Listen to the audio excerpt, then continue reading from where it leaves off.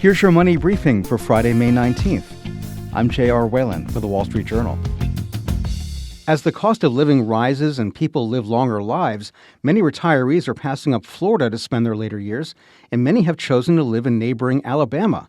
Wall Street Journal contributor Cecilie Rohwedder joins us to discuss why Alabama and what other states and cities can learn from the shifting trend. So, Cecile, traditionally, Florida often comes up as a retirement destination option for people. And for a lot of retirees, it makes financial sense. Florida is one of a handful of states with no income tax. So why are retirees being priced out? This story actually was born from another story I was writing about Fort Lauderdale, which of course is a traditional retirement community.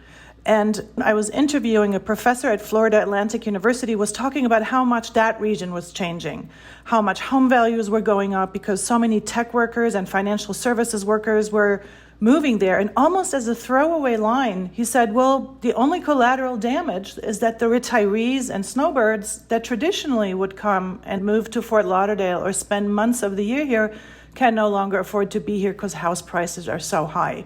And so I said, well, where are they going? And he said, a lot of them are moving to Alabama.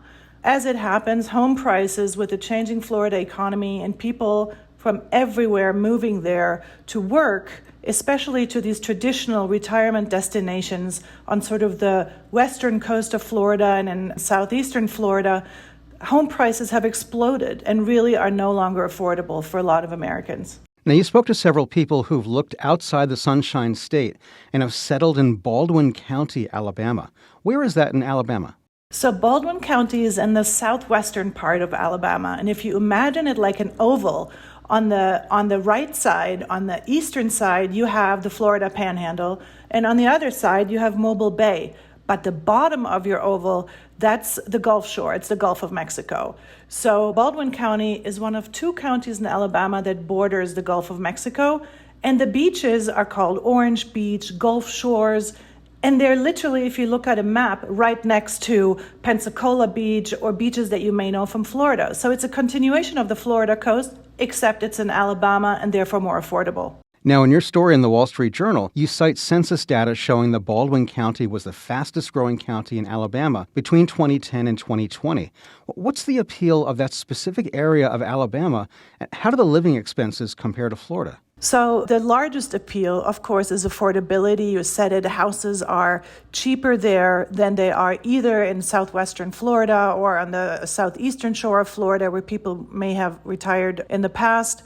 The cost of living is lower as well. Cost of living, of course, depends on the average salary in an area. Those things are linked very closely. And so in Baldwin County, the average salary is $49,000. And that compares to $57,000 in Lee County, that's the county around Fort Myers, and $67,000 in Broward County.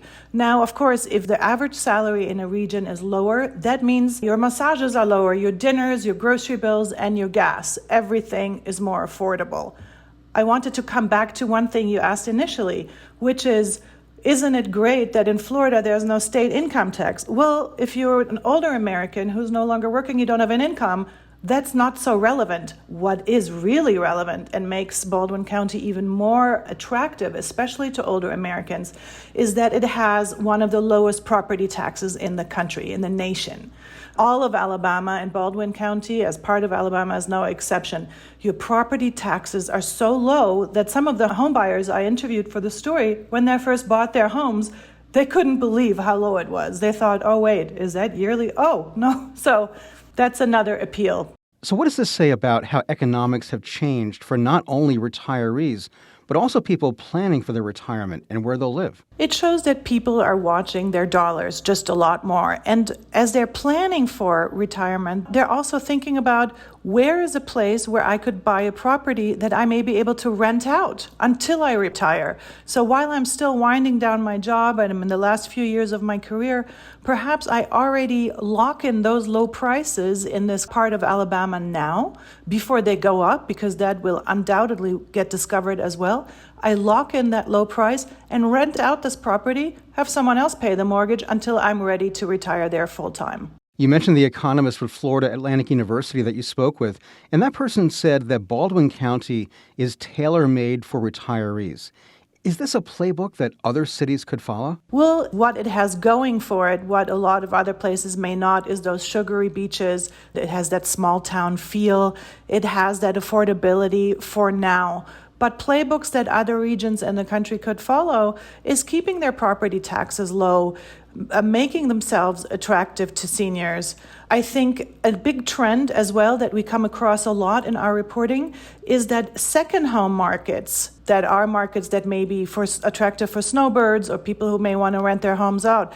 Second home markets are increasingly in driving distance from big capitals, where in the old metropolitan areas, where perhaps in the past people would have gotten that second home if they're living in Philadelphia, in Nantucket, but now they might get it in Cape May.